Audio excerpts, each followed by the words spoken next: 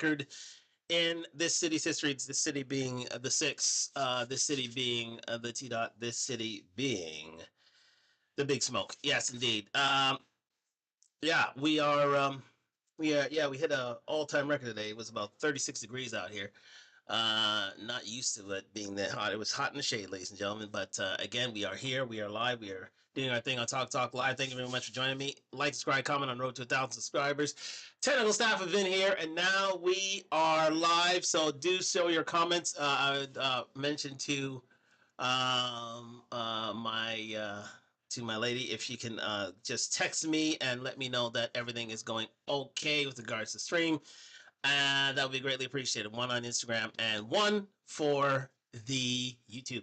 All right. Thank you very much for joining me here on Talk Live. Let's get to it. We are doing the Diddy Trial recap, ladies and gentlemen. Diddy Trial recap. Yeah, a very eventful week, even though there were only 3 days during this week thus far. We had Friday, Monday, and Tuesday. Yes, tonight being Tuesday. So only 3 days this week for the Diddy trial, but a lot of revelations going on here. So let's not waste any more time. Let's get to the YouTube cam here. Yes, indeed. That's not the one I want. I would like this one here, please. Let's drop this here and do this right here. Yes. Oh, yeah. Well, thank you very much. Here we go. Perfect. And let me get my video capture here on the go. Yes, indeed. Bang, bang, bang. Bong, bong, bong. Boom. Yes, indeed. So you can see my face alongside this here on Talk Live. If you're on Instagram, if you're on YouTube, let's comment on today's proceedings because they have been eventful, ladies and gentlemen. Very much eventful and very pivotal to this case. The U.S. Attorney's Office, the U.S. versus Sean P. Diddy Combs et al. And yeah, we're gonna get into it. So we're not gonna do any hesitation. Ran a little bit behind due to my nephew's birthday. Happy birthday to my nephew, Illinois, who turned 21 today. He's a man today. Yes, indeed. So my youngest nephew is now a man. So again, let you know how old I am, to be fair and frank. So again, thank you very much for joining me here on Talk Live on IG and YouTube. Like, subscribe, comment on the road to 1,000 subscribers. Let me just click off all these signing thingities here. Bang, bang, bang, bang, bang, bang, bang, bang, bang, bang, bang, and bang. Simply taking too much space. Right, now we're back. Okay, so let's get into it, ladies and gentlemen, with the help of TMZ Behind the Bar. TMZ Behind the Bar is now caught up with me and caught up with us with regard to the Diddy trial. So we're going to be using TMZ Behind the Bar for throughout these proceedings. So they have the Friday, they have the Monday, and the Tuesday all set up, all ready to go. So we're going to get into this right now. Talk Live. Thank you very much for joining me. Lighting looks good, as they say. Thank you very much, Lana BK. As we get into this, Diddy recap. This is the last of week 6, and then we get into week 7, where the revelations and the just sheer shock value went on 11 these last few days. Let's get into it.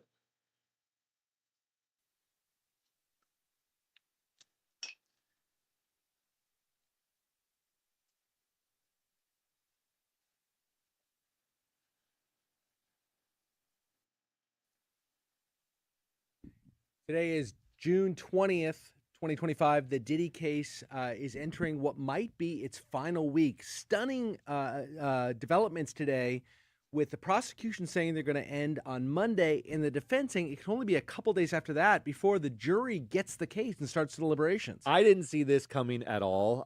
So this is a bombshell of the strategic procedural variety. Yes, not testimony-wise. But still a bombshell. Yes. Yeah, we've had a lot of witness testimony, tearful and the like, lots of fun stuff and interesting stuff, I should say, has come out during testimony. But here's a strategic element. As you said, the prosecutors said they're going to rest their case on Monday, and they've been sort of gesturing in that direction for a while. They're basically had summary on time. witnesses. They're basically on time. With how long they said the case was going to go, it's gone about that length of time. That's right. They've basically stayed on track. They've had witnesses who have taken longer maybe than they've expected, but they've been able to cut time elsewhere. Yeah. You've seen these summary witnesses who are just introducing additional exhibits that they want the jury to have in front of them, from text messages and so forth, that they weren't able to submit through witness testimony. testimony. But in any event, they say on Monday, we're going to rest. And what that means is the defense will say, we have presented our case in chief. This is what we think we need. I'm sorry, yeah. Prosecution will say, we have presented our case to convict Diddy on these 3 charges. Those are the RICO charge, the sex trafficking by force, fraud, or coercion, and the interstate transportation of someone for the purposes of prostitution. Those are the 3 charges. They think they've got enough now to convict Diddy on those 3 charges, so they will rest. The defense, Mark Agnifilo, stood up. He's Diddy's lead attorney in this case and said, okay, if they rest on Monday, we'll need 1 to 2 days to present our defense case in chief. Now, that is a staggeringly short amount of time relative to what the prosecution has used since June 5th when this all started. Not just that. We had heard weeks ago that the defense... Or May 5th, I'm sorry, it started. The defense...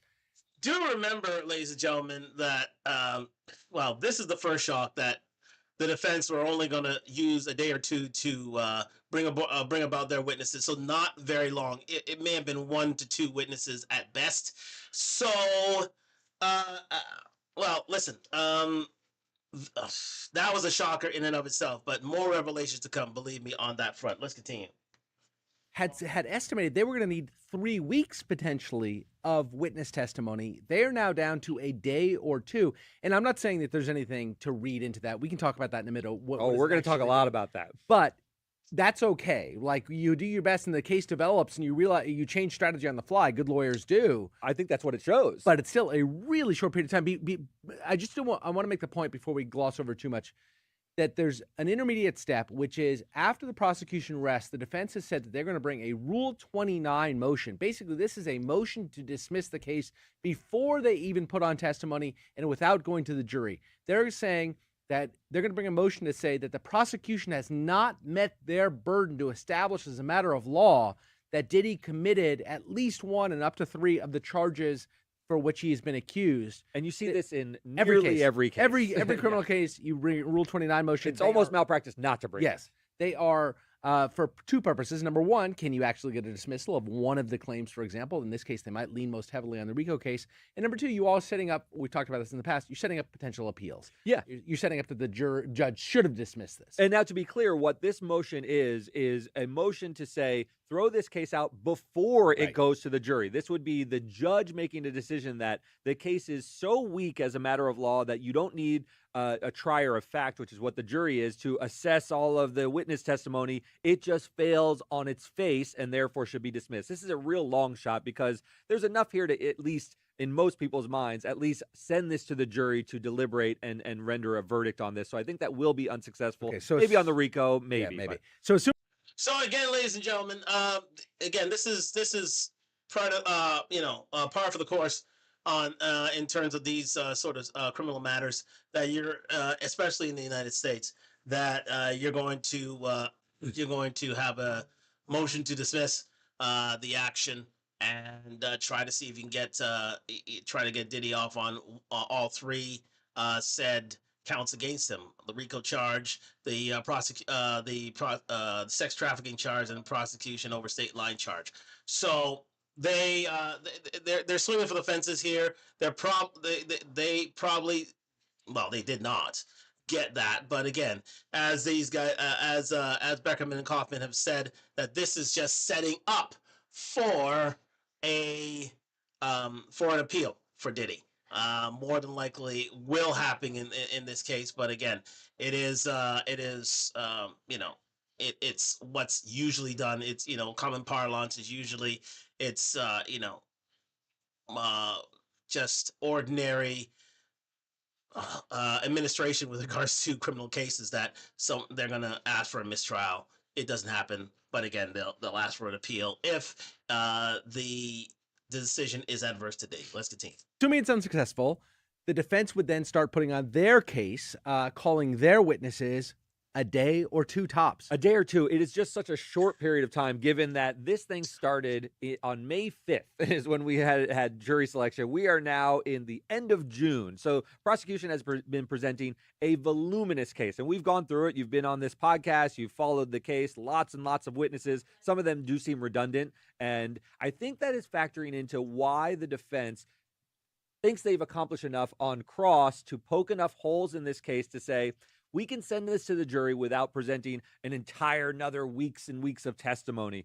And I think what they're trying to telegraph is prosecution just doesn't have the goods. We have shown you that this isn't really a RICO case in the defense's mind, that there wasn't really a criminal enterprise. This was a jealous boyfriend situation. There was clearly domestic violence, but it wasn't of the sort that this is a criminal enterprise of the RICO variety, like mafia cases and gang cases. On the sex trafficking by force, fraud, or coercion, they think they've established that both Cassie and Jane, who are the two main witnesses for that particular cause of action, were they voluntarily? They were voluntary. They were not coerced. They were not coerced, and these were consensual relationships in large part, and they participated in the freak-offs willingly. As for that last count, the interstate transport of prostitutes, I don't think they're really fighting. They're basically conceding that point. Because there's no real jail time. I mean, maybe he gets a 6 months, but he's already served. We're approaching a year now, so it's time served. Yeah, if the prosecution wins on that, but nothing else, I think they take it as a defeat. So yeah, there you go. So again, in terms of prostitution over state lines, the defense has already conceded that he's already served that. He's already served that time in custody at the Metropolitan Detention Center in Brooklyn. So again, that is pretty much done. There's nothing else to be said about that. What they're really fighting over is the RICO charge and is the sex trafficking charge on Diddy. And again, the defense is going to say that indeed that the prosecution never met their case in terms of proving Diddy being guilty of prostitution, but it's going to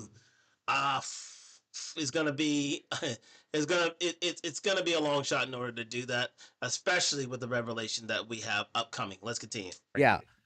So I agree with everything. I think that it's an interesting strategic decision for the defense not to start inundating the prosecution with witnesses here. What I was expecting is you would see a few days or maybe a week of witness testimony from people in Diddy's camp saying, look, I was around Diddy and Cassie. I was around Diddy and Jane. I saw a fully consensual relationship here. I did not see coercion. I heard Cassie say, like, the reason that I want to be with him is because I love him.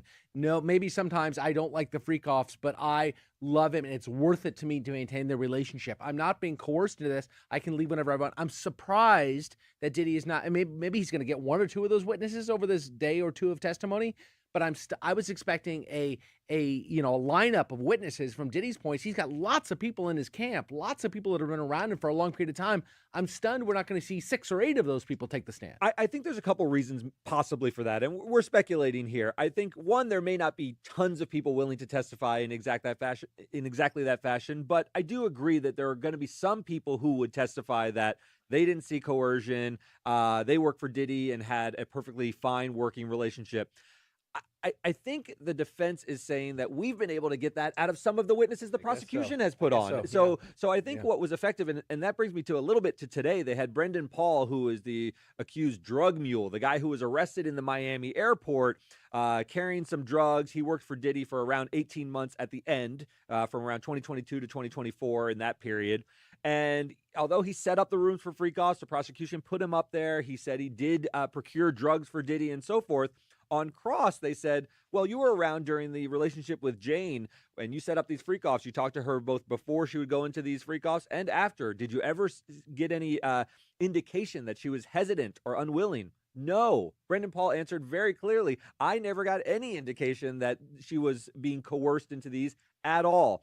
They also asked, were you a drug mule? Were you part of the RICO case? Were you always getting lots of drugs? He's like, no, I got recreational drugs for my boss when he asked for them, and I've testified about that, but this wasn't a larger operation than me getting things for his personal use. So the defense, I think, believes that if they're able to flip in the mind of the jury some prosecution witnesses, that they don't need a laundry list of other people saying that. And of course, the risk that the prosecution has, the defense has, if they start calling witnesses to testify affirmatively, as I was suggesting a minute ago, that they never saw these things, those people are now subject to cross-examination themselves. That's right. How long were you around him? What did you see? You're under penalty of perjury. And so there is some risk. Do you still work for him? Is he still paying you? That said, as much as you and I can sort of hypothesize about what these witnesses might say, there's been a lot of really damning testimony thrown at Diddy over the course of this trial in the prosecution's case. And there are a lot of sort of unimpeached pieces of testimony about what Cassie, for example, that video still lurks out there. There's not much Diddy can do about that. It lurks out there.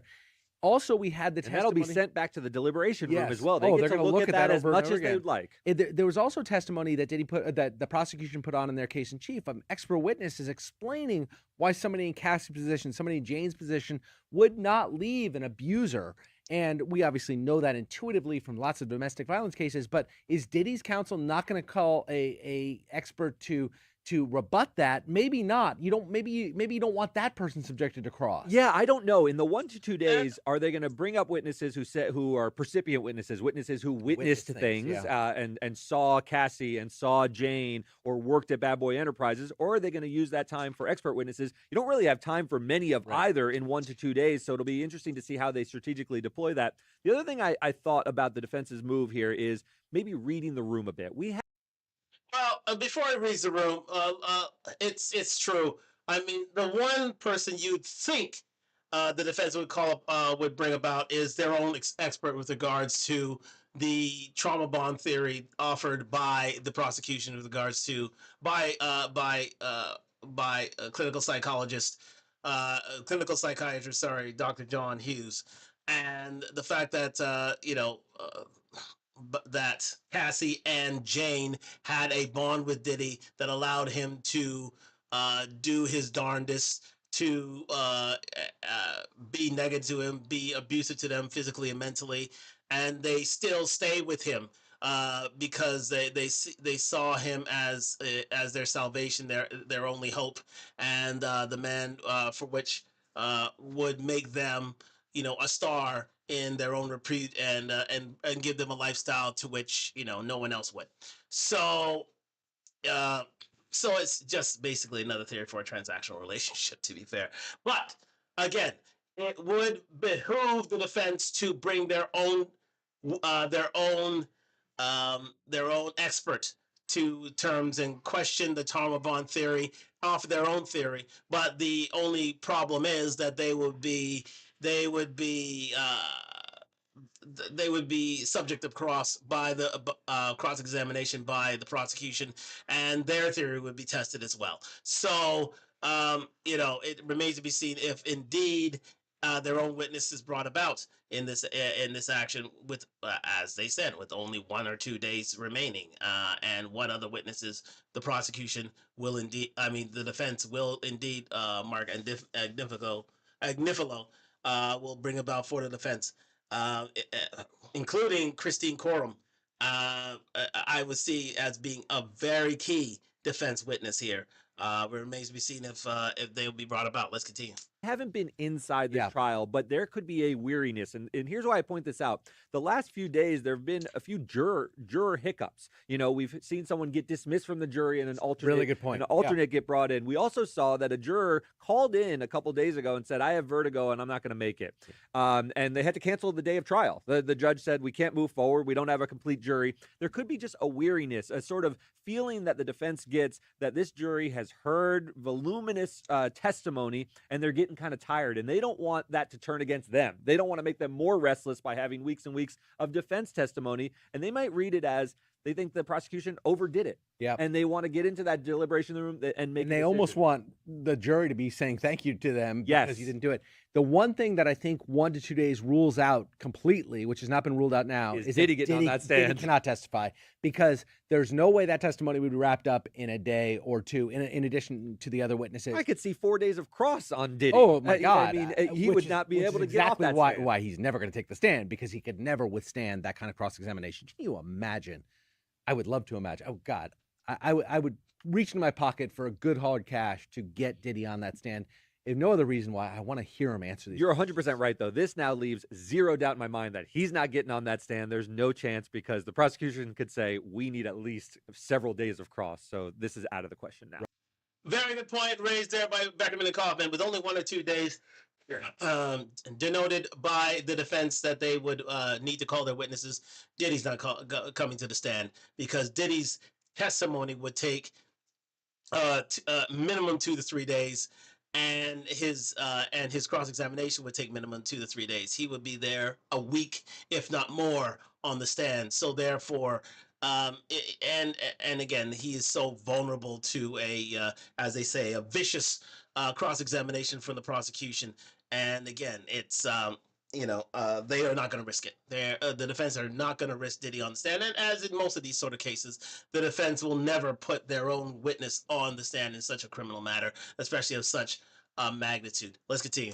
Right. Let's start with Mr. Research, who writes, are the optics of the pattern stronger than directing a jury to see only documentary evidence? I say optics are greater than 80% to 80% of juries. So yeah, this is what I was labeling. Optics are one way, atmospherics the other way, right? You have the documents, you have the hard physical evidence, you have the witness testimony. But what about sort of, and we've talked about this in the context of a lot of these witnesses haven't really testified to the exact elements of each one of the charges. The prosecution has instead tried to create this aura of that Diddy's a monster. Yeah, and you've made this point several times. Each witness is not responsible for establishing all the elements of a particular or charge. Even a single element of a and charge. That may be dissatisfying to some people, but what the prosecution is doing is knitting together a case. They get a little bit of RICO out of, some of the assistants. They get mostly sex trafficking by fraud and force and coercion from Cassie and Jane. But all of the witnesses are doing different things, and they're just providing pieces. It's like building a wall. It's you each is brick by brick, but you're not going to get all of the wall in one fell swoop. And I just want to carry that metaphor out for one more second here. So I did a lot of civil trials in my day, never criminal trials, but you are building brick by brick, but you're not actually building it during the trial. You are instead creating the bricks. You're getting these little evidentiary bricks from each one of the witnesses. And then what you do in closing argument, this is the whole purpose of closing argument, That's why right. It lasts such a long time, is that you as the prosecutor say, we need to build a wall, and this wall represents Diddy's guilt. Here's in all the pieces of evidence that we need here's the judge has given you instructions about what pieces of evidence, what elements that we need to establish. Okay, let's talk about element one, that Diddy crossed state lines, brought somebody across state lines for the purpose of prostitution. That's one of the charges. Here's the brick for that. Here's another brick. This person testified to this. That's a brick. This person testified to this. You are right. You saw this document. You saw these text messages. Each one, I'm building this wall in front of you, jury, during closing arguments. That is what you're trying to do during the case, is to build the bricks, and then in closing, you build the wall. You are exactly right. They're going to get the mortar out. They're going to have exhibits. These closing arguments are going to be extremely organized on the prosecution side to this point, because it does seem just like an avalanche of information. They want to make sure that jury goes back there and thinks about these element by element, and they're going to walk them through it. There will be PowerPoint presentations saying, element number one, here's the testimony that you heard about that. Element number two, here's the testimony you heard about that.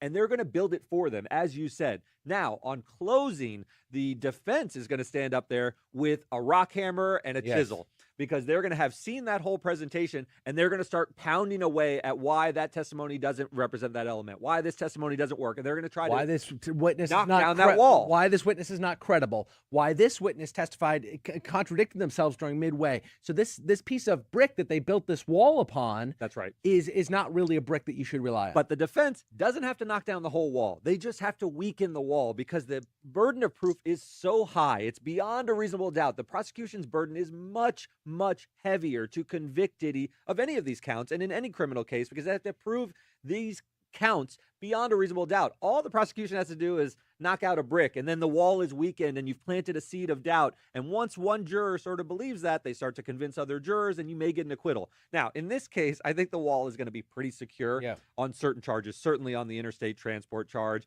more on the sex trafficking, and maybe the least on the RICO. I think there's a zero chance. We should prognosticate a little bit here, right? We're nearing the end. Yeah. I think there's a zero chance, and I'm willing to say that Diddy gets acquitted on all three charges. I don't think he's walking out of court next week at all. I totally agree, but I do want to wait until the end of closing to make my formal prediction. Fair. Yeah. Okay. All right. I mean, an excellent analogy there by Beckerman and Kaufman with regards to what the job of the prosecution is and the defense is with regards to formulating their case, and that is evidence are bricks. Bricks are built into a wall. I would say it's a bridge to the jury that they can walk across and say wholeheartedly that Diddy is guilty of sex trafficking, of prostitution, of RICO, and so it's the prosecution that's supposed to be building the bridge to the jury to say that Diddy is it should be convicted of said crimes. However, the defense's job is to, well, piece by piece, knock off bricks from that bridge so that it comes crumbling down and there is no bridge. And if there is no bridge, then Diddy needs to be convicted. And remember, it is by beyond reasonable doubt in this case. The test is beyond reasonable doubt in this case, and not by the preponderance of the evidence, as it is in civil matters. So Diddy, I think. But what I was going to say is, the defense are to make their case in their closing argument. They have to have because there are only 2 days left, 2 days of witnesses up until now, that there are only 1 or 2 days in which the defense can bring about their case and bring about their witnesses and build and knock off the bricks created by the prosecution. So not a lot of time. So a lot of their damage has to be done during the closing arguments. Mr. Agnifilo and his group of attorneys have to have a stellar, and I repeat, a stellar closing argument for Diddy to be not convicted, not guilty. Now, again, if you're old enough, if you go back to the O.J. Simpson case, in terms of in that case, the stellar defense attorneys in that case, including Johnny Cochran et al., they really had a collection of experts, DNA evidence at the time, which was in its infancy at its time, a lot of witnesses that really hurt the prosecution's case, especially in the criminal trial, that allowed him to go 3. So in this instance, for Diddy not to have his own witnesses, as even his assistant, Christine Coram, to come to the stand, it is really taking a chance out there. But to be fair and frank, the case is to be made by the defense in their closing arguments. That is a time where they really have to shine. They have to really put a point to the jury that the prosecution didn't make their case, that their evidence that they presented is faulty, that it is that the bridge wasn't built, the wall wasn't built, and with that, you must acquit Sean P. Diddy Combs. So this is the crux of the argument right now. And that's what they're going to be made. But as Beckerman and Kaufman have already said, that they think it's a 0% chance that Diddy gets away scot-free.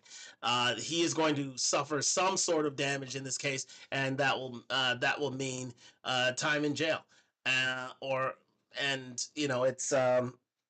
It remains to be seen how much time he does get, but they are so sure that Diddy will be convicted of some crime, either RICO, either sex trafficking, or prostitution over state lines. So it remains to be seen what's said, but let it be known that the case will be made. The wall will be built. The bridge will be built by the prosecution in their closing arguments through their evidence, and for the defense, their job is to take apart this wall, take apart this bridge through their own arguments that show that Diddy was not engaging in any sort of non-consensual sex over state lines, using prostitutes of any matter. Although they're conceding the prosecution matter, he did not.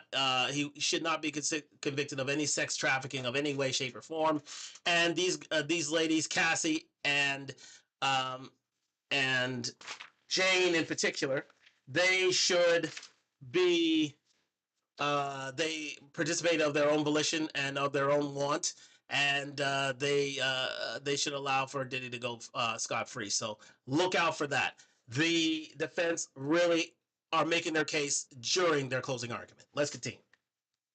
No predictions now for Jason, but I'm saying zero acquittal. Mistrial, more. I'm going to wait until the end, but it will be all guilty on all 3 counts. But I have a question for you. This is brought up by Enhanced Creators. I'm going to slow play to give you a chance to think about it. What do you think is the most damning piece of evidence of racketeering in this case? We've heard a lot of testimony from a lot of different witnesses. drugs around. We have the inferential testimony that Diddy blew up Kid Cudi's car. You've got all the sex trafficking allegations with all the fellow Diddy's employees involved, Mia being an employee. What do you think is the most damning piece of racketeering evidence? That is a great question. I think the most inflammatory piece that's sticking in the minds of those jurors is the car bombing. I completely agree. I don't know if that is the best piece of evidence, but I think that's going to be the most persuasive of a mafia-like tactic. Because I do think RICO, in the minds of most people, although the statutory elements aren't you need to be a mafia or a gang member, that's not what it says. Yeah. And so it is broader than that. I think most people expect to hear some car bombing, some arson. They expect to hear it, and it delivers that. Carrying the gun to the Suge Knight meeting.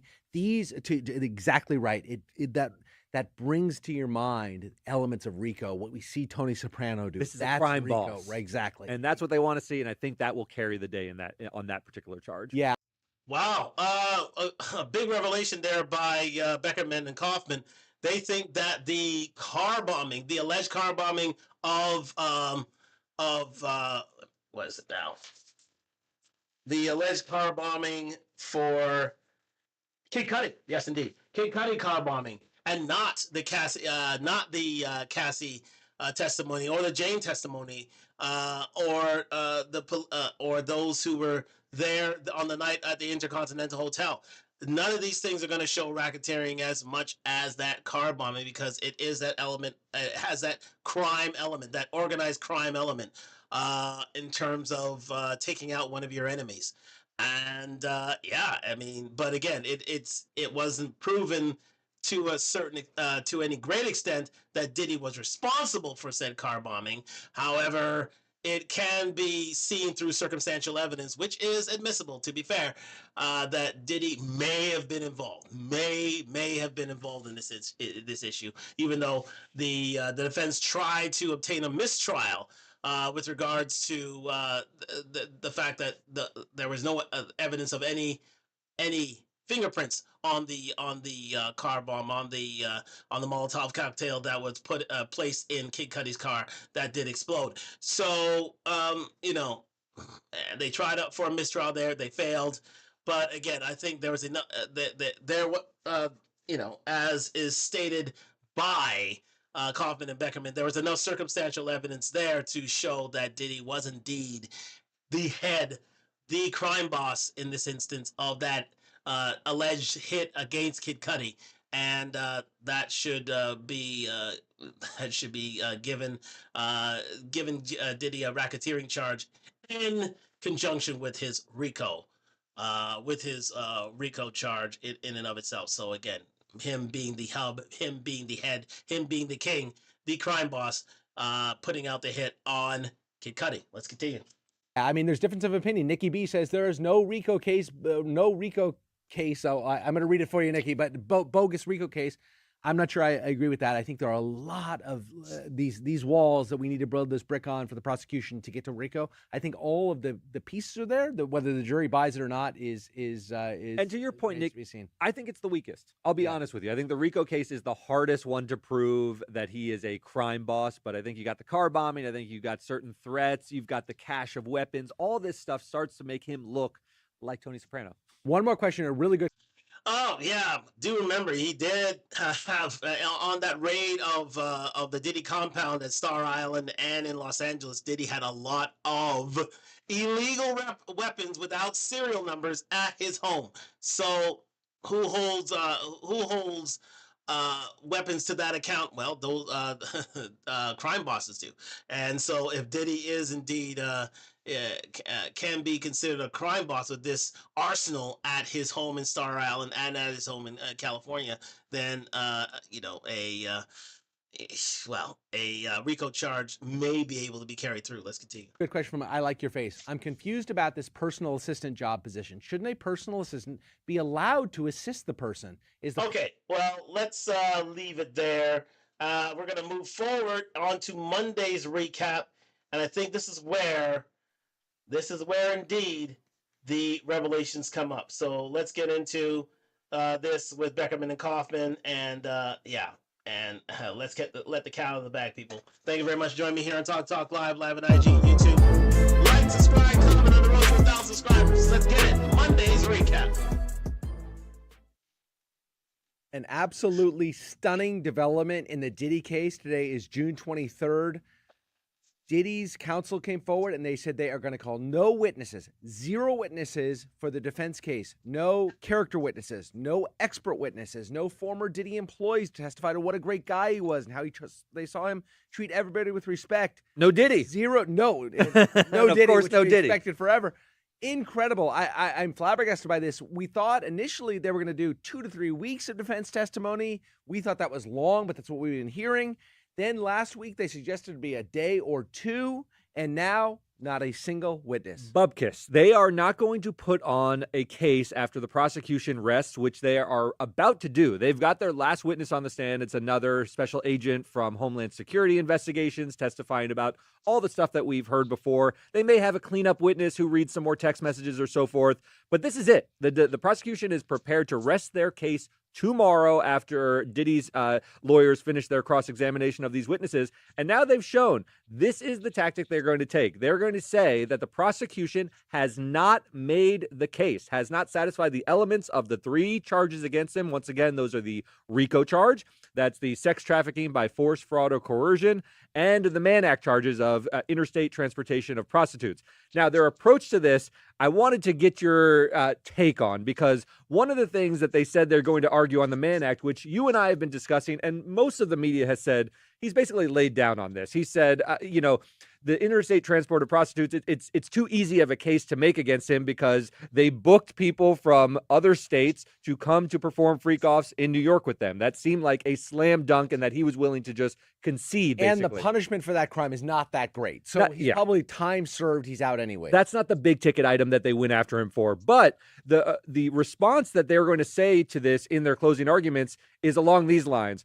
The escorts have testified in this case. We've heard from Punisher. We've heard from a few other people who got on the stand. And when they were asked, were they paid for their sexual services, they all said, no. What we were paid for as male escorts is our time and our discretion. So they got up on the stand, and it made a lot of sense to me that, of course, an escort would say this. He's not going to admit to a crime on the stand. They weren't testifying under protection of immunity. They're not going to say, yes, I was paid for sex. They say the same thing that all escorts say, which is, I was paid for my time, and then we happened to have sex.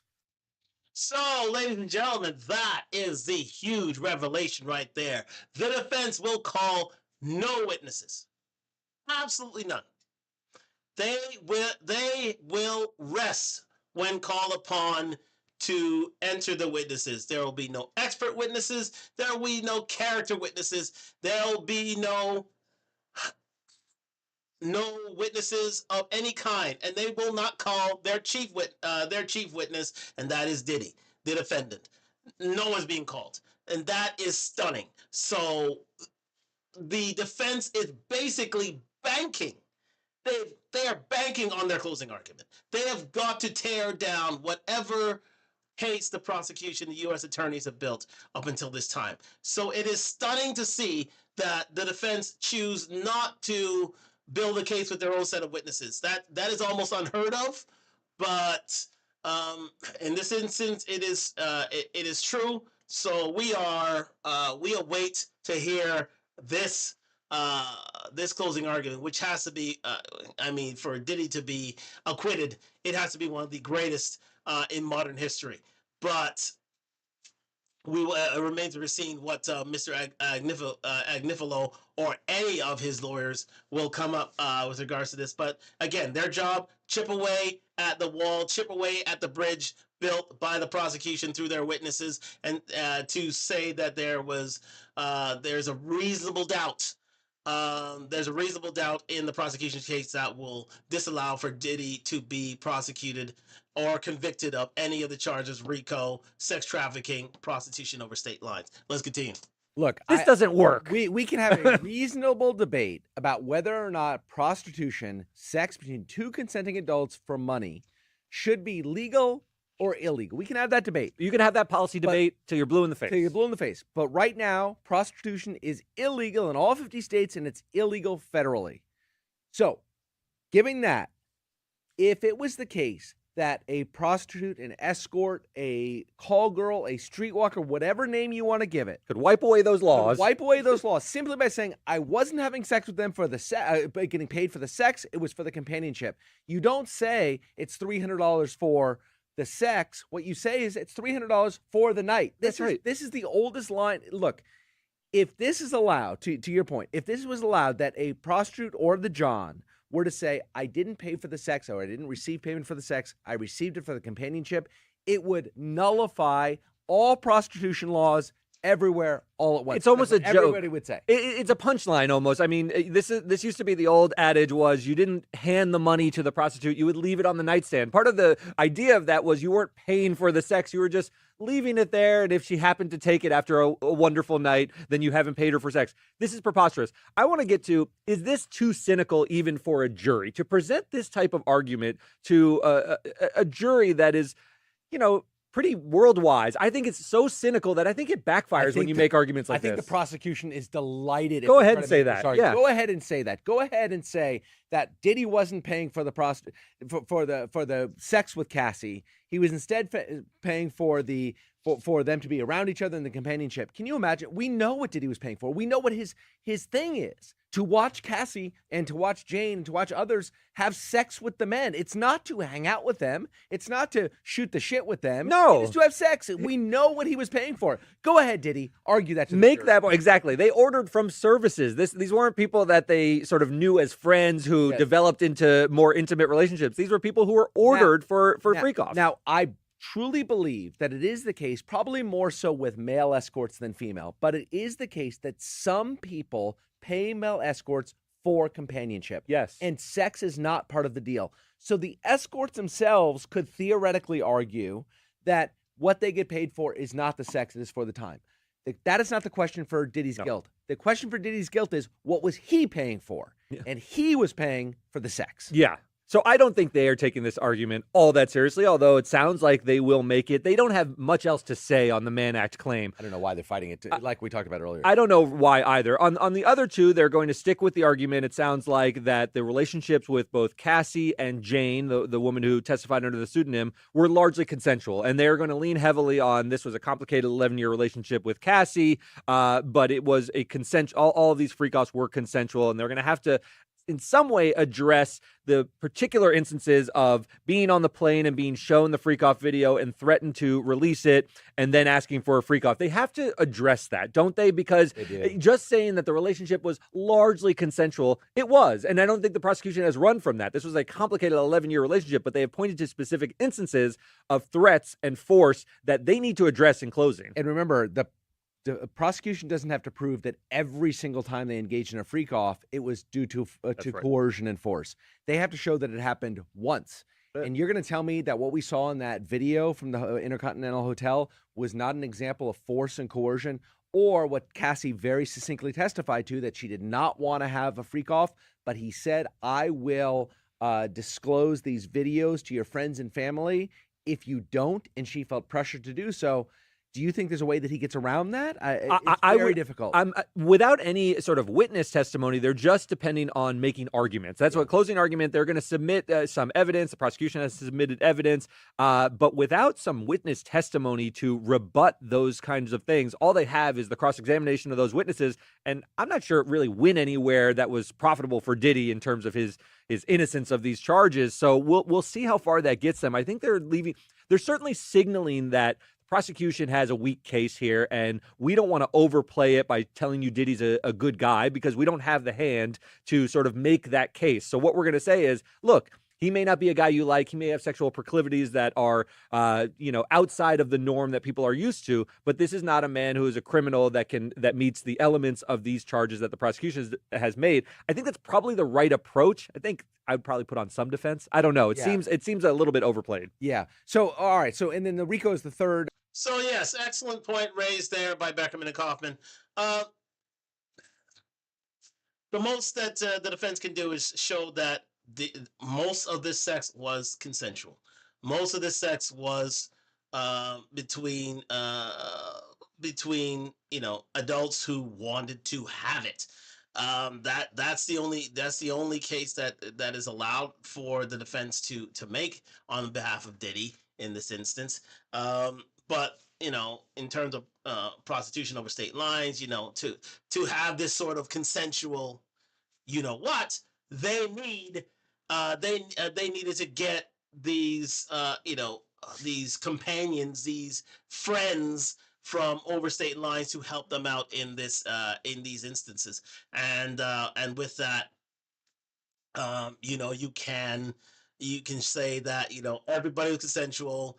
There was no promise of any sort of money changing hands. But again, they're giving up the prostitution thing, so again, they're not really giving that. But again, there's nothing involving a RICO charge. This is simply segs between consenting adults, and but again, it's going to be pretty hard to show to a jury that that is indeed the case, as Beckerman and Kaufman have said. But and again, it's going to take one hell of a closing argument to do so. Let's continue.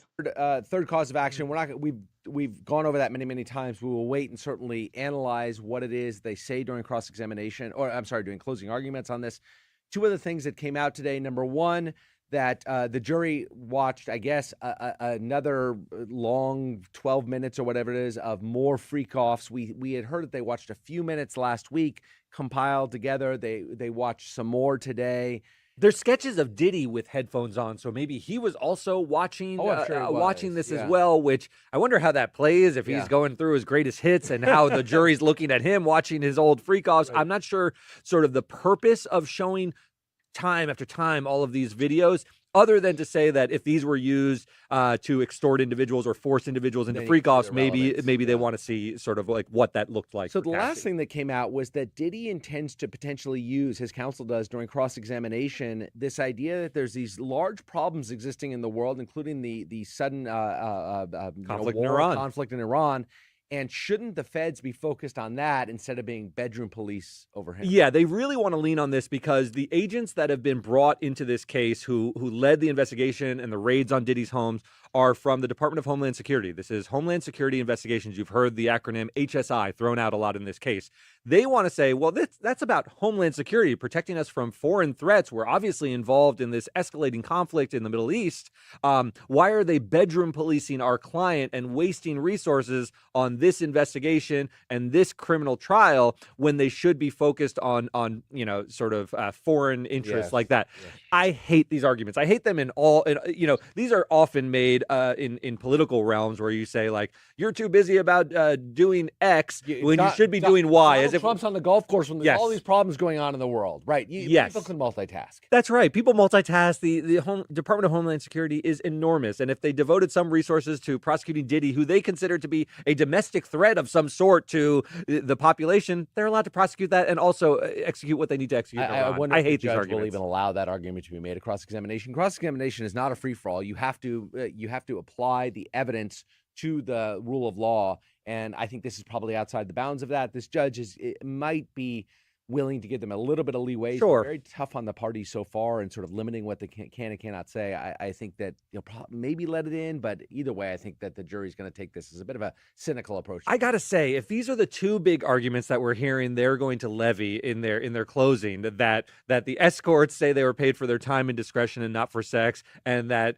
the HSI should have been focusing on Iran, it reeks of desperation. I got to say, I mean, this doesn't bode well for Diddy in my mind. If these are the types of arguments you're going to see. Yeah. Very good point raised there by Beckerman and Kaufman. Yeah, it's if those are the chief arguments that Diddy is going to raise in this instance, Diddy's going to jail. Bluntly, Diddy's going to jail. If that is all that we see here, it's going to be very, very, very problematic for Diddy to get off in this matter, because again, there's a mountain of evidence that's showing Diddy used many of these different predicate offenses, as highlighted here by Nate the attorney. Shout out to Nate the attorney. Thank you very much for for this from the attorney.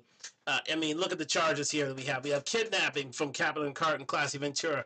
We have arson again, and the list of witnesses, including Kid Cudi. We have bribery of witnesses, including Kerry Morgan and Israel Flores from the Intercontinental Hotel. Witness tampering, including Kerry Morgan, Kid Cudi, and Mia. Mia Cassie Ventura for forced labor, sex trafficking. Mia, remember the former assistant to Diddy who worked like 28 hours a day in certain cases, as long as Diddy got what he needed. Sex trafficking, of course, the chief witness there, Cassie Ventura, Mia, and again many others, including also Jane. Jane could be included in that. Prostitution. Jane could be included in that. Drugs distribution. Again, not only Jane could be included in that, but recently the Diddy's plug with regards to recreational drugs, that was Brendan Paul. He could be included in that as well. Ladies and gentlemen, it's going to be very, very difficult for Diddy to get himself off these sort of charges, to get it with this list, this cavalcade of witnesses against Diddy, and for them to say that indeed this was consenting intercourse between adults, involving prostitution, yes, but between adults, and to say that HSI had better things to do than to go after Diddy. Well, it's gonna be a very long day for the defense. That is indeed the crux of their closing argument. Let's get back to TMZ Live here. Thank you very much for joining me here on Talk Live on IG and YouTube. Like, subscribe, comment on the road to 1,000 subscribers. Sponsored by Duntalk, DUNTALK.com. Let us continue. Yeah. All right. I want to. Carter C has asked my favorite question that we've gotten so far during this podcast, but I want to hold it to the end. Enhanced Creator says, so what happens after closing arguments, jury deliberation, and how long does that take? Before we get to closing arguments, just so we know, prosecution's going to, either the last witness, or maybe we have another one tomorrow, they'll rest their case. The defense will then make that motion we talked about last week. Rule 29 motion. Rule 29 motion to ask the judge, to say to the judge, as a matter of law, they have not met the elements of their claims. We want the judge on his own right, without going to the jury, to strike down one or more of the claims. Unlikely that they'll prevail. Very unlikely. They have to make these motions. It's almost malpractice not to sort of at least ask the judge for acquittal before it's sent to the jury and just say they haven't satisfied these elements. No reasonable juror needs to even look at this. This is not the type of case where that kind of judgment is going to be made. I'd be very, very, very surprised if the judge threw this case out before submitting it. Closing in on 0%. It'll then, the judge will say, defense, time to call your case. The defense will stand up and say, the defense offers no witnesses. The defense rests. There'll be no rebuttal. At that point, the judge will give instructions, which may last a few hours, to the jury. And you may see some fireworks between defense and prosecution over what those instructions look like. Yes. There will be what's called a charging conference between the lawyers and the judge to figure out how these are presented to the jury, what boxes they check, what findings they need to make. And there sometimes are fireworks about that. We may see some of those because, everything in this case is interesting to people, but I don't think this case is going to be won or lost on the jury instruction. If I had to guess, I would say that the jury will get the case on Thursday, is my guess. Could happen as early as Wednesday, I suppose. They will then have what? They say they have 4 hours of oral argument of closing arguments per side. Yeah, per side. That's what the defense said. So that's a full day and maybe a day each. Yeah, because you do have breaks. You can't have people sitting there for 4 straight hours listening to this stuff. So that's maybe 2. So I'm guessing that the jury will have the case in deliberations by early next week. I think that's right. By late Thursday or Friday, it's going to be submitted. They're going to then go to their room to deliberate, where they'll have all the evidence at their disposal, and they'll start talking and taking straw polls and so forth. That'll be a black box. We won't have any insight into that for good reason. And then we'll just wait a verdict. Those deliberations could last 4 days or 4 hours, really 4 days, 4 weeks, I guess. But the sort of tea leaves reading is that they will not want to go through the July 4th holiday without having reached a verdict, so they can put this behind them and enjoy their barbecues without their family members. I think this jury's a little restless. Yeah. There's been some indications that they've gotten weary. One didn't show up, said they had vertigo, and I think everyone is reading the room that we need to move this along. July 1st is my guess. What do you think? I like July 1st as an over-under. I will actually take the under. I think they might even submit a verdict on the 30th. Yeah, so well, there you go, ladies and gentlemen. So there's your timeline for the Diddy trial up until the verdict is read. Basically, the defense will rest. Well, if not today, we're just going through today's proceedings because we haven't find those out yet.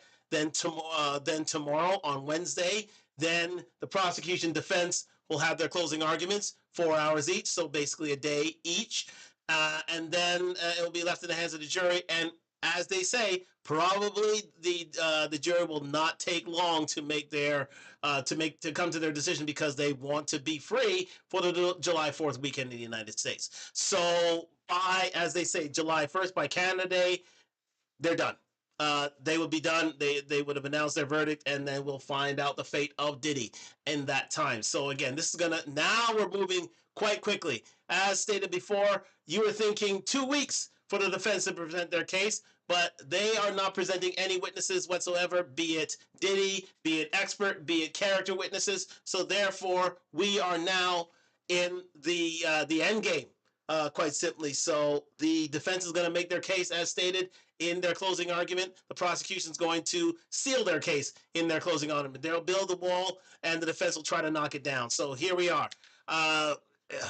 Things are going to move quite quickly now as we move toward the end of the trial because, again, the jury doesn't want to be there any longer. They want to get out. They want to have their July 4th weekend unto themselves. So, and with their families. So, yeah, this is going to be moving in an extra expediency. All right, so let's see what happens going forward. Let's answer a few more questions, and then we'll get into what happened in today's proceedings at the Diddy trial. Let's continue. So, Dana, good comment. Violations of the Mann Act can result in a 10-year sentence. They can, they don't. This is not somebody who, it's just not that kind of a case where you have allegations, typically Mann Act violations, where you get the kind of 10-year sentences when somebody is running a ring. And I know Diddy had multiple people, but he was not bringing people in across state lines to service other people. He's not a madam. And that's when you're going to get the Heidi Fleiss type sentences, which are multi-years. This is for his own personal sexual exploration. It was not to service a group of people. I agree with Jason completely. The one thing I would say is if all they get is a conviction on the Mann Act and the judge feels like the jury missed the boat on the other 2 counts by sort of rendering a not guilty verdict, may want to throw the book at him on the Mann Act a little harder to account for what maybe the judge perceives. Judges do have discretion in these, and he's heard a lot of very upsetting testimony, and I could maybe see him going with a little heavier hand if that's all they get. But to Jason's point, this is not what the prosecution was about. It is not about a Mann Act violation. So, ladies and gentlemen, this just occurred to me. If Diddy had these sort of freak-offs at a lifestyle event or a lifestyle club, if you're into if you know of these certain things, I think the verdict may be a bit different and may be something in which Diddy can be acquitted. Because quite simply, everybody goes to these lifestyle clubs. They're fully observant of the rules. They're fully they're fully committal to and consenting to any sex that happens at that time. Be it consensual, be it not. And I think that would have been a better forum for these certain things. If you're into these certain things, doing research on my own in these certain things.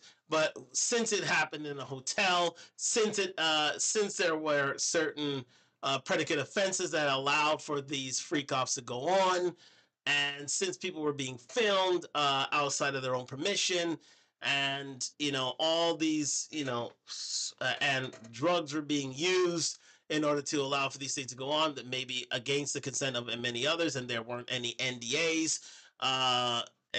or any sort of agreements that were signed during this time, then something could have been brought forward for Diddy. So I think Diddy could have done his due diligence in this instance, for lack of a better word, but he did not.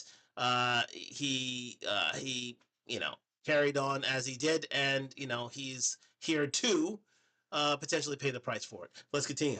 So last comment before we get back to Carter C. He might get probation. I really wish that the prosecution would have charged him with domestic violence because it would have been a slam dunk case.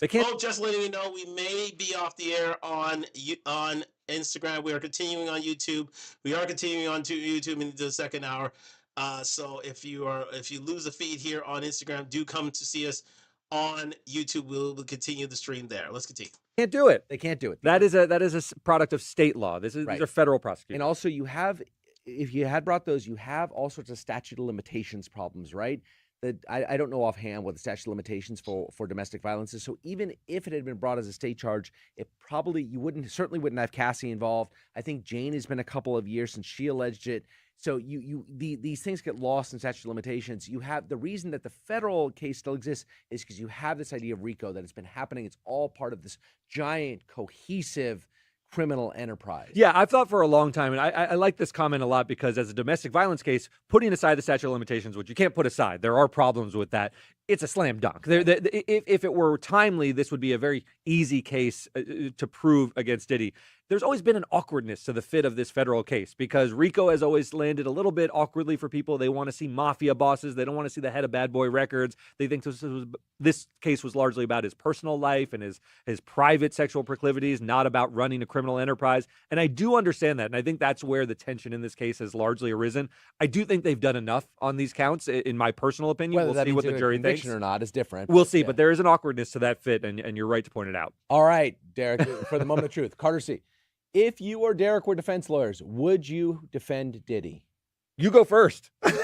Well, so I was in practice for a long time, private practice for a long time, civil lawyer, big law firm, and we represented the tobacco industry, the asbestos industry, the automobile industry, the insurance industry, we didn't do guns, the alcohol industry. So the idea that I would suddenly push back in this case is probably not true. Look, everybody deserves a good defense, and I mean that. And I meant that when I represented the tobacco industry, as much as they have failings and there's things that they deserve a lot of the blame that they've gotten, they also deserve a defense. A lot of the things that were said about them by the federal government, for example, were completely made up nonsense. Yes. And they have a right to defend themselves against that. The tobacco industry, when I was there, also I was a kid lawyer, but they ended up paying, I believe, the largest civil judgment in the tens of billions of dollars in the history of the United States. So, it does, just because you're willing to defend somebody doesn't mean that there aren't sanctions coming to that person, but you do the best that you can. And, I pass no judgment against anybody who defends anybody. Yeah, look. Yeah, I mean, Diddy has a right to a defense, ladies and gentlemen, whether you like him or not, whether you're a fan of his or not. Diddy has a right to a defense like anybody else. The rule of law states so. And jurisprudence allows for it. So again, it is no matter how reprehensible Diddy may be to you or not, Diddy has a right to be defended, and for said charges. And again, to be fair, I think the ladies who I would say the ladies, because it's the U.S. Attorney's Office who's bringing charges against Diddy. I think the ladies who are key witnesses here, Jane and also Cassie, are given a lot of leniency here in terms of presenting their case to Diddy. And I think a lot of people will look away from a lot of what they've said at first with regards to these freak-offs, because many of them were consensual, and even Jane saying to this day that she is still consensual with Diddy. She was only subpoenaed and she had to testify on behalf of the prosecution because she was forced to testify. So again, or else be convicted of perjury. So we are in a space where a lot of people got a lot of leeway with regards to these charges here, but I think Diddy did indeed get a bit sloppy here. But the fact of the matter is, getting back to the crux of the crux of this segment here and this discussion is the fact is Diddy deserves a defense from the best defense attorneys he can find or afford. Let's continue. Look, I agree with this largely. Everyone does deserve a defense. I was expecting it entirely, but you gave me a largely. When I was in law school, the question was often presented, would you defend Hitler? That was always the sort of thought-provoking question. It's similar to this. I don't think Diddy is like Hitler, but that's the way you present this. Would you defend Hitler? Alan Dershowitz very famously always said, yes, I would defend Adolf Hitler, even though I'm a proud Jewish man. If you're well-heeled enough to get a client like Diddy, and you're a good enough lawyer with a good enough reputation to get a client who is that wealthy and in that much trouble, you probably have other clients you could get as well. I've always thought that you can be a little bit selective in who you want to represent and how you know, if you have a family and you think that, you know, representing a guy like Diddy would reflect very poorly on you in some social settings, I could see saying, I don't need this case. I'll go represent the next guy in trouble who's maybe in trouble for financial crimes and not sexual crimes. I could see that. But I largely agree with you. Everyone deserves a defense, and I do have a sort of mindset that, you know, I want to sort of address these things as they come and not sort of pass judgment on people in the way that I practice law. I think it's an important point. Just because I would theoretically doesn't mean that there aren't clients that would go too far for me personally. Yes. But when I look at other people who are, I've never passed judgment. Oh, I don't judge the Mark Agnifilos and the Tenny Garagoses at all. I think everyone deserves a defense, and they deserve a good frankly, defense. The people I respect most of all are public defenders who represent the worst of the worst and get paid for nothing. For it. Agnifilo's a millionaire. That's right. Representing these guys. Yeah, he's just a mercenary. He's taking a paycheck. Exactly. All right, guys. So we're going to leave it there, ladies and gentlemen. Thank you very much to Behind the Bar doing absolutely wonderful work on this case. But we have, I'm not saying we're leaving it there. We're not leaving it there for now. We're going to today. We're going to, yes, indeed, going to get back to the Diddy trial as of today. Case closed. Diddy's defense and prosecution wrap up.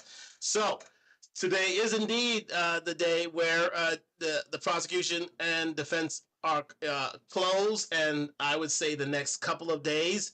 I think they'll take a day to decide their closing arguments. And Thursday and Friday will be the days where the prosecution and defense will be allowed to make their closing arguments. So let's get into it. What happened today in today's proceedings on the Diddy trial, ladies and gentlemen. Thank you very much for joining me here on Talk Live on IG and YouTube. Like, subscribe, comment on the road to 1,000 subscribers. Let's get into this.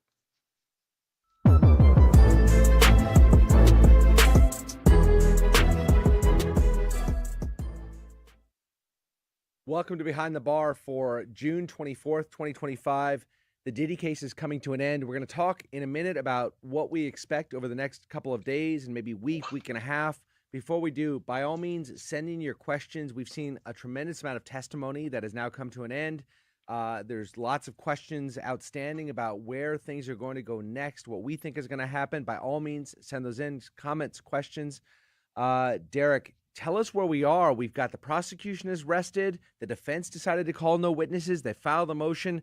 Set things up for us. Here we are. So this is sort of a housekeeping day. There was a bit more testimony from the Homeland Security Investigations agent on the stand. There was some cross-examination by Diddy's defense counsel of the usual sort that we've seen throughout this case, where Diddy's team is trying to add some context to some of these text messages that were going on between Diddy and his girlfriends or Diddy and escorts and so forth.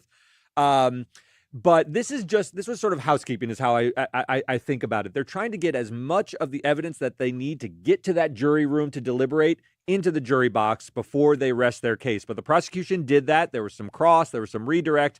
They then rested. And to give you a recap of what the testimony has been since this thing kicked off on May 5th, all the way back on May 5th, the prosecution has had testimony for 6 weeks. They've had 34 witnesses. That's included Cassie, former employees, other key figures, obviously Mia testifying under that pseudonym. They have shown the jury over 40 minutes of explicit videos featuring Jane and other... Imagine how awkward that must be for those jurors to sit next to each other at close quarter with strangers. Watching freak-offs with your headphones on. With Diddy looking at you with headphones on himself. Reliving some of his greatest hits, I guess. There have been flight records showing Jane flying from Los Angeles to Miami for these freak-offs, and travel arrangements, invoices paid by either Sean Combs or Diddy from personal bank accounts or from corporate accounts for hotel stays, entertainers. This is all to shore up their case of... the Mann Act, obviously, the interstate transport of the escorts for sexual services, the coercive acts in these text messages that will show that he was forcing these freak-offs upon Cassie and Mia, and generally sort of the RICO stuff, right? They're trying to show... On the RICO stuff, obviously, you've got the the alleged bombing of Kid Cudi's car. Mhm. You've got the taking a firearm to the meetup with Suge Knight that never really came to pass, or violence never ensued from it. You've got these various acts where they're trying to basically establish that this guy is the kingpin of a criminal enterprise that looks a lot like Tony Soprano. That's right. So the prosecution gets all this stuff in, and then they say, we're done. Yeah. They have rested. Immediately upon resting, the defense had already indicated, we're not going to call any witnesses of our own. We believe we've gotten far enough in cross-examination. We've poked enough holes in their case. We're not going to call witnesses. We also rest. From that point, the defense then filed what's called a Rule 29 motion, which is a motion for acquittal before sending the case to the jury. This is very commonplace. We've mentioned this before. They're basically arguing that the prosecution has not even made a prima facie case to send to the jury to fact find and determine the sort of ins and outs of the evidence and whether he proved coercion, whether they've proved RICO. They say on its face, this doesn't even meet the level of something that the jury should deliberate. Judge, you should just acquit Diddy. Yeah, so These don't work. Cases are never sent to a jury unless there's enough evidence that a reasonable jury could convict the defendant. Otherwise, the prosecution is found not to have met their evidentiary burden by the judge, not by the jury, by the judge. Obviously, the jury then has to go through and weigh the evidence and determine whether the prosecution proved their case beyond a reasonable doubt. The judge is simply being asked by the defense to rule that the prosecution has not met the minimum necessary sufficiency levels to get a conviction and dismiss. It's filed in basically every criminal case. You're preserving it for purposes of appeal. You're hoping not to get sued by your client, Diddy, to sue you for malpractice for not filing it. So I don't think they expect to succeed on this. Look, the Southern District of New York has very, very qualified prosecutors. It would be a monumental embarrassment to lose on a Rule 29 motion. I don't see it happening. Heads would roll, including the U.S. Attorney himself. I think we would lose a lot of faith in the SDNY if that would have happened. I don't think. So, ladies and gentlemen, yeah, I mean, as already stated, the defense was going to raise the Rule 29 in this case of the U.S. statute, stating that they're asking for a mistrial of this matter, and different jurisdictions have something similar. You'll ask for a mistrial at the end of any criminal action, just to show that indeed that you're a competent lawyer and that you have room for an appeal if available, and you don't want to get sued from your client. To be fair, because malpractice insurance is expensive, so you don't want to have to be using that at any time soon. So it's just it is par for the course. It's just a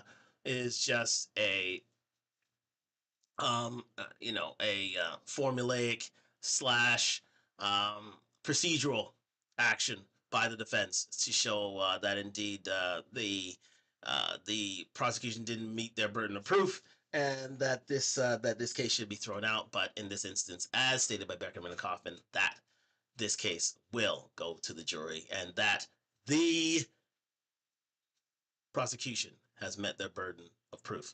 So let's continue. I think Judge Subramanian is going to have wasted people's time for 6 weeks and not send it to this jury. I think it's a very, very low likelihood, almost approaching zero. The other major development was, as we expected, Sean Combs confirmed his decision not to testify. This was an interesting colloquy because we don't hear from him. He sits in court every day. There's a lot of reading of his body language and his facial expressions and how he looks at his family coming into the courtroom, how he stares at particular jury members during some testimony. We've heard things like that, but not his voice. And so Judge Subramanian asked, "How you doing?"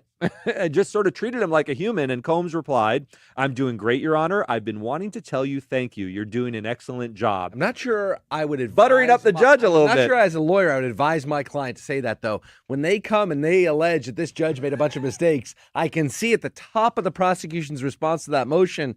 Not according to Diddy. Quote, Diddy said, quote, "Thank you, Judge. You're doing an excellent job." That's right. All these mistrial motions that he's overruled during the course of the case, you're doing a bang-up job. Yeah. Everything good from here.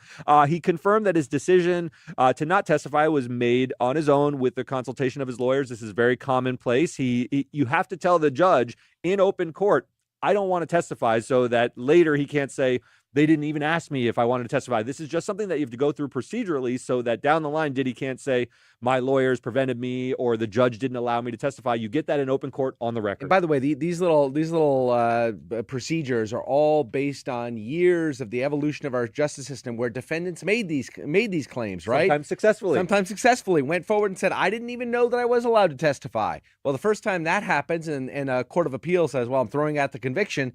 The next time, you know what the judge does? The judge turns to him and says, "Are you making this of your own free will? Do you understand the consequences of your decision not to testify?"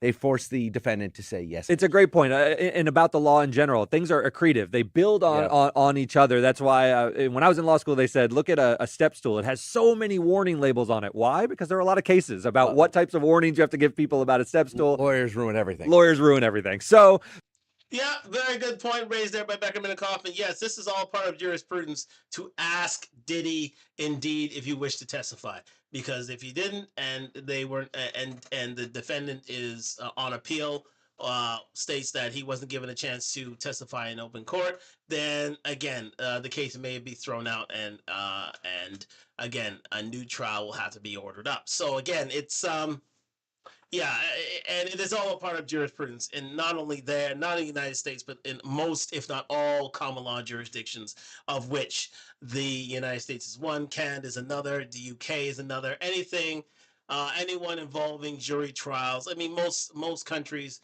most democratic countries in the United States, and most democratic countries around the world follow this rule as well, especially with regards to criminal matters. Yes, indeed. The defendant needs indeed to be in open court. Do you wish to testify? Do you know are you waiving your right to testify here in front of witnesses, in front of the jury, in front of myself? And he says yes, and you take that of your own volition. Hey, then you can move on with this matter, because again, mistrials have been had about this, and as stated, it's all part of jurisprudence. Let's continue.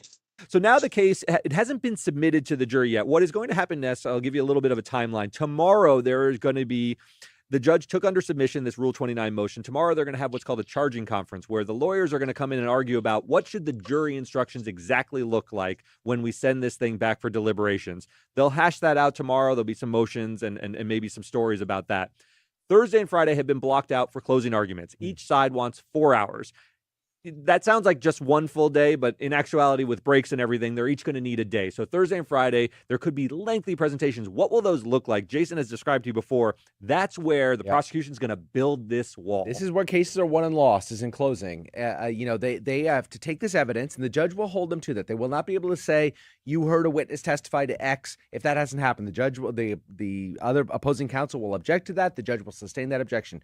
You must keep to the facts that have been submitted through the witnesses and build your argument on top of those. We described them before. I think you came up with the metaphor that these are building blocks in a wall. The prosecution has a wall that it needs to convict, and then the defense is going to try and chip away at that. They don't have witnesses of their own. They haven't called any. So they're instead going to try and take a chisel and a hammer to that wall and try to break it apart. Jason's right, but that universe is closed, and you see lawyers often will be checking things. Yes. As they're asking questions of a particular witness or as they're submitting evidence, they are literally checking off boxes so that they'll have that available to put in their closing argument. Yeah, and so they have an individual stone, and each individual stone is another piece of evidence.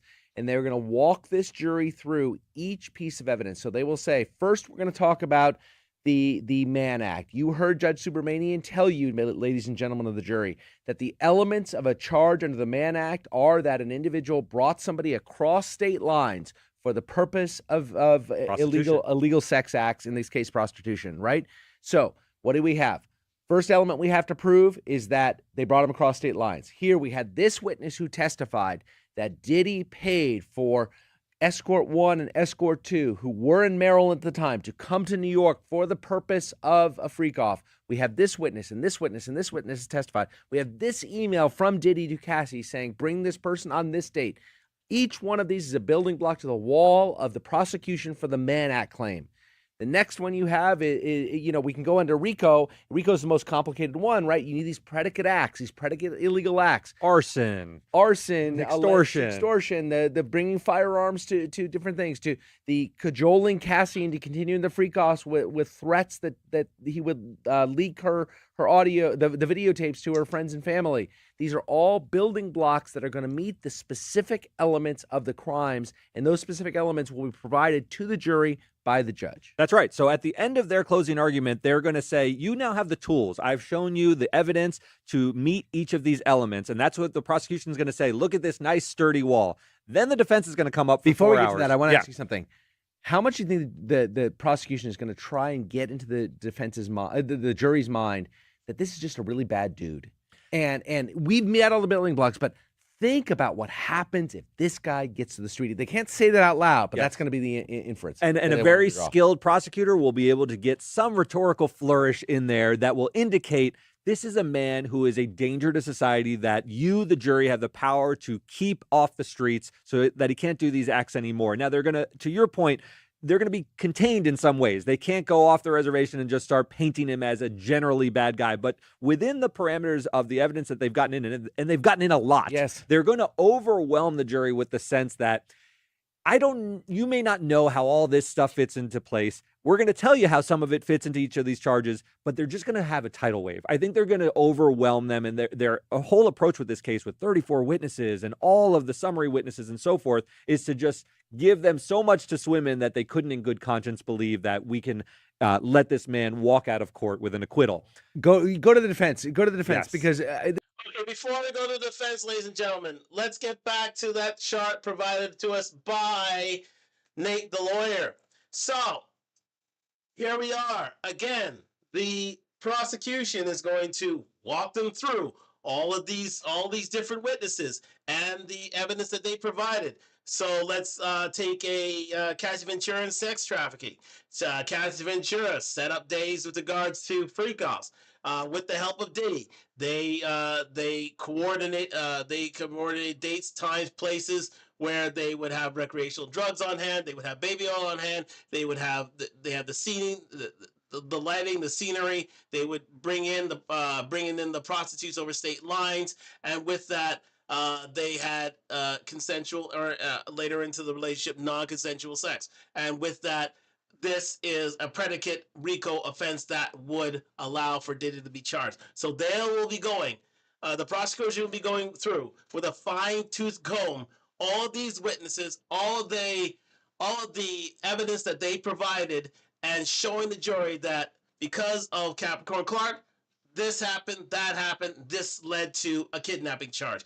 Kid Cudi, because of a firebomb in his car, this happened, and that would lead to arson being a predicate offense in this RICO case. So they have to literally go down the line, line by line, inch by inch, evidence by piece of evidence to show that Diddy was indeed the head of a criminal organization, or Diddy was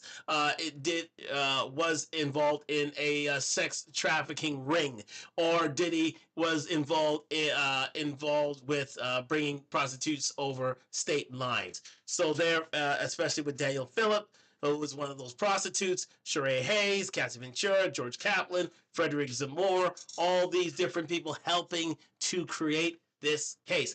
And they go through each piece of evidence step by step, recalling to the jury what has transpired in the direct evidence brought in by the prosecution, and with that, hopefully get a conviction of Sean P. Diddy Combs on those three counts already indicated: sex trafficking, prostitution over state lines, and the RICO charge. Let's continue, ladies and gentlemen, back to TMZ Live here.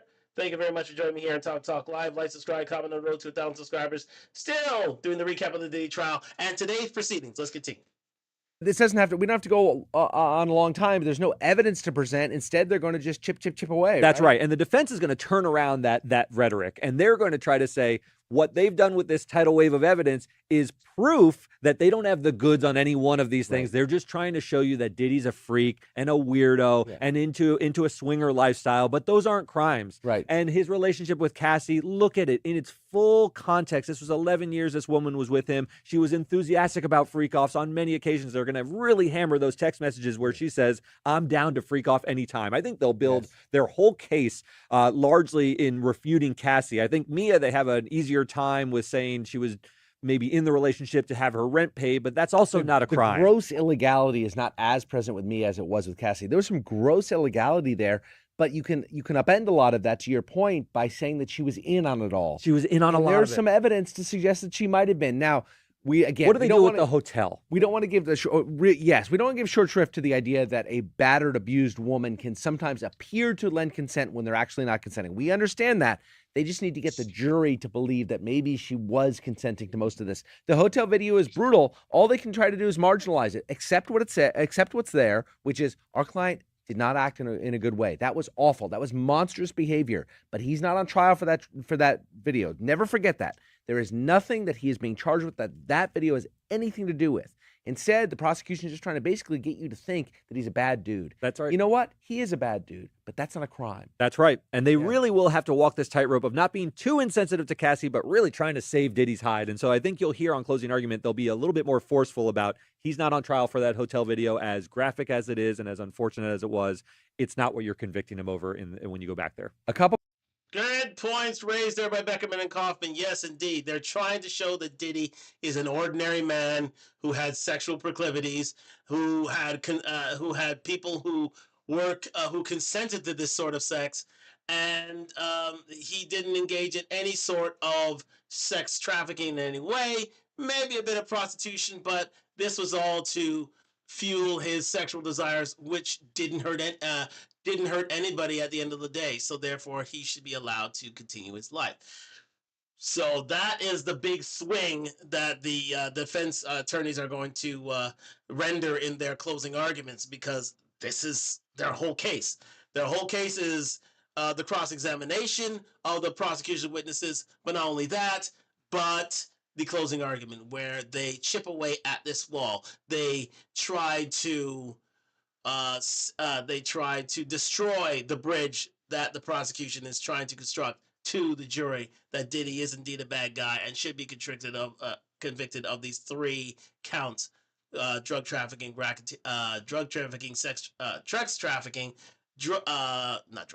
sex trafficking, prostitution over state lines, and the RICO charge. So it's a long shot. It really is a long shot for the prosecution, but they feel that they are confident enough that their closing argument is going to save the day. But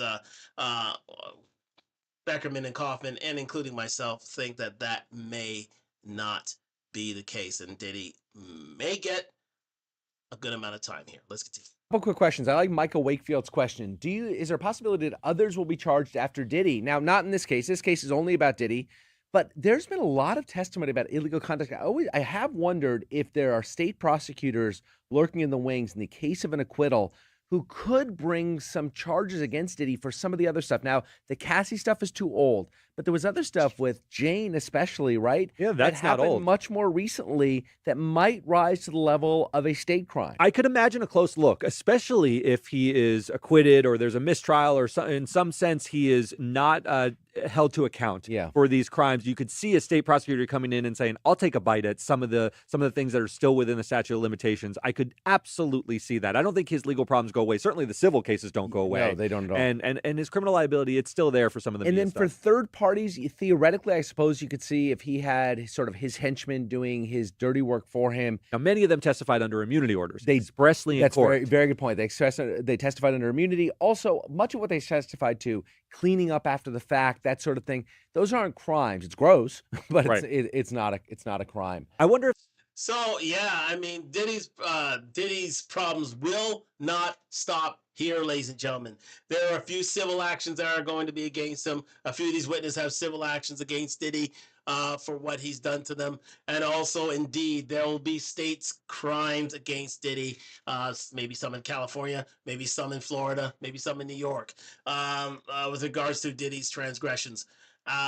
So his, let's say, let's call a spade a spade. Diddy's legal ills do not end here. They do not end here. This is just the U.S. Attorney's case against Diddy. This is the United States against Diddy. But there are more legal actions to come, especially with in the form of civil and state criminal actions. Let's continue. If those immunity orders, and I'm sort of speaking out loud, the feds, in saying we're getting testimony from you, agree not to prosecute you for anything you talk about on the stand. I'm not sure that extends to state law, but it'd be hard after the fact. At least they wouldn't be able to use the testimony against them. Otherwise, you never could have gotten them to testify. SAS 1000, could this case set any precedent for how celebrity or power dynamics affect criminal accountability? Does this case highlight any gaps or strengths in current laws around sexual misconduct, trafficking, or abuse of power? I feel like I've just been asked a law school exam. I like this question. I like a question. It's a very erudite question. I think ultimately this is not the first celebrity to go to court, right? This case has been really by the book. I think that the OJ case was so outlandish. We probably learned some more lessons from that case that we had from this. I wonder if the prosecutors could do it all over again, are the different decisions they would make, maybe to call fewer witnesses, maybe, we're going to see how the jury responds to all this evidence. Yeah, I mean, it's basically, it's a little premature for lessons. I remember after OJ, there were a lot of lessons about how we conduct police investigations, and there was a lot more, DNA got much more sophisticated after OJ. There are a lot of lessons to be learned when the dust settles. Right now, we're in the middle of it, and including not allowing for cameras in the courtroom.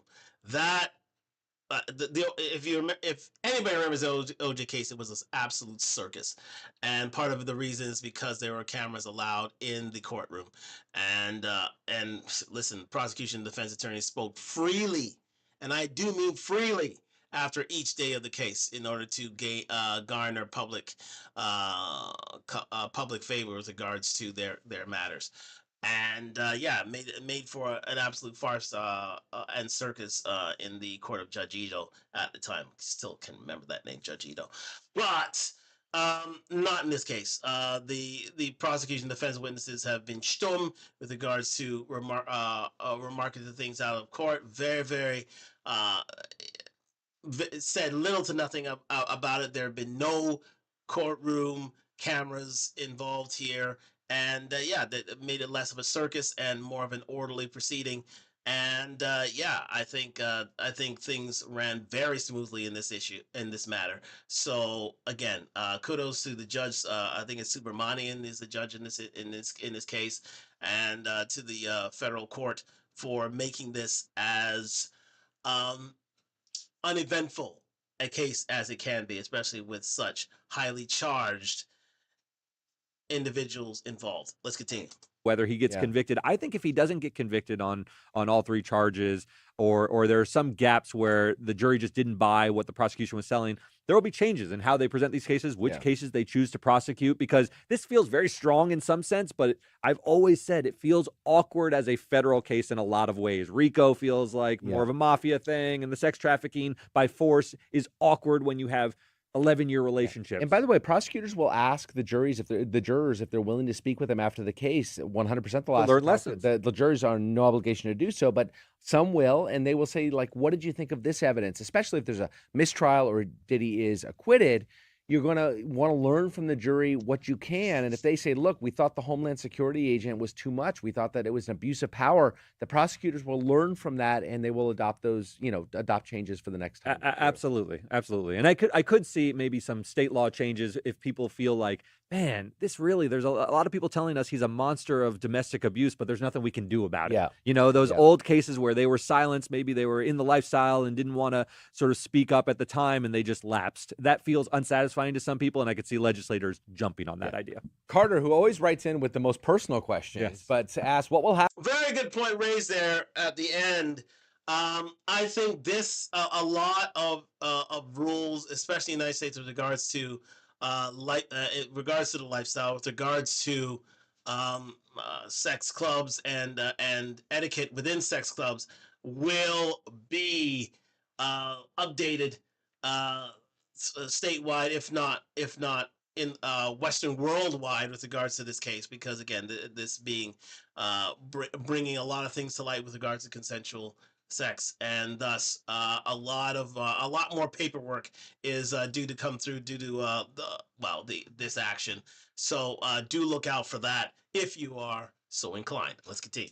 Happen to behind the bar when the Diddy trial ends? It's our hope to keep it going. Good question. There are tons of legal cases affecting celebrity. Derek and I have actually been doing behind the bar. Started it, I think, back in 2016, nine years ago, because I remember we did Trump coming into the White House and the Kim Kardashian We robbery. did Alec Baldwin recently. More recently, yeah. So I think we're going to keep it going. We don't know if it's going to be an every week thing or we're just going to find big trials like this one to have fun with. Yeah, we have a lot of fun. It's different. It's taken on different shape over time. We'd love to hear some feedback from people. Do you guys like it as when trials are ongoing? Do you like it as a sort of weekly check-in on the legal stories of the week? Let us know, and we're open to some ideas. Excellent point raised there. Wonderful job by Beckerman and Kaufman. We're going to leave it there, ladies and gentlemen. But yes, they're doing such a service with this Behind the Bar series. And also give credit to Law and Crime with Jesse Weber. And they're doing wonderful things in these YouTube streets as well with regards to the coverage of the Diddy trial. But I think this is one coverage of the Diddy trial because it is succinct, it's to the point, and it debates with many legal issues, and also gets a lot of interaction with the viewers, with subscribers of TMZ Live with regards to the Diddy trial. So thank you very much to Behind the Bar with Beckerman and Kaufman doing wonderful things YouTube streets. So let me get it back to the full camera here, back on my face. There we go. And yes, so let's recap, ladies and gentlemen. We are at near end game, to be fair. So again, as stated, the prosecution and defense will be will be in deliberations with regards to what's allowed into evidence tomorrow. With regards to closing arguments, what can be included, what can't be included in their closing arguments, and that'll take a day. And then Thursday and Friday, we will see the beginning of the closing arguments. Now, as stated, 4 hours each for the prosecution and the defense. So therefore, we will, this will not last a week. It'll be over by Friday. Then it'll be in the hands of the jury. The jury will go off and deliberate. And as stated by Beckerman and Kaufman, the jury will not let this drag on. As may be suspected, I think the jury will render their verdict as of next week. As of next week, we will see the jury offer their verdict for this case regarding sex trafficking with regards to prostitution over state lines and the big charge, which is the RICO charge onto Sean P. Diddy Combs. And again, I think that'll be before the 4th of July weekend, where people would like to be with their families, so they don't want to be in deliberation over that long period. At least that's what Beckerman and Kaufman predict, and I predict the same. I really think that this verdict is going to be rendered too sweet, especially with the defense not calling any witnesses, expert witnesses, character witnesses of their own. So let's see what happens as we roll on here. But as stated by Beckerman and Kaufman, they predict that this jury will render their verdict as of July 1st, as of Canada Day. So this being a holiday in Canada, that will be a good day to maybe bring things forward on Talk Talk Live. So if we do have a verdict here on Talk Talk Live on July 1st, we will have a chat about it. We will have a show about it the day of the trial, and see where this Diddy trial has ended us up. Which, again, I predict that Diddy will get some time here. I don't think Diddy will get off scot-free here. I don't think the defense is going to have the closing arguments of all closing arguments here and dissuade the jury from convicting him. He will get some time. I don't think he'll get the maximum time, which is life in prison, but he will get some time. I would say I would render between 10 to 15 years. So 5 years on good behavior, and he's back out again. So, but again, there will be more actions against Diddy, both civil and criminal, state, on state levels. And so we'll await those as they move forward. So again, thank you very much for joining me here in Talk Live at IG YouTube. That is the end of the prosecution case and thus the end of the defense case because they didn't wish to call any witnesses. So we're gonna end it here. Next week we're going to recap with regards to any closing arguments and finally, if there is a jury verdict rendered, we will have it here live on Talk Live the day of the actual verdict. So anything that comes about, we're going to go live that day to discuss it. So thank you very much for joining here and Talk Live on IG and YouTube. Another show tomorrow on a different topic, totally away from Diddy. Last week's topic regarding K. Michelle that really got some people's blood boiling. So we'll have something similar tomorrow on Talk Live. So thank you very much for joining me here and Talk Live on IG and YouTube. Like, subscribe.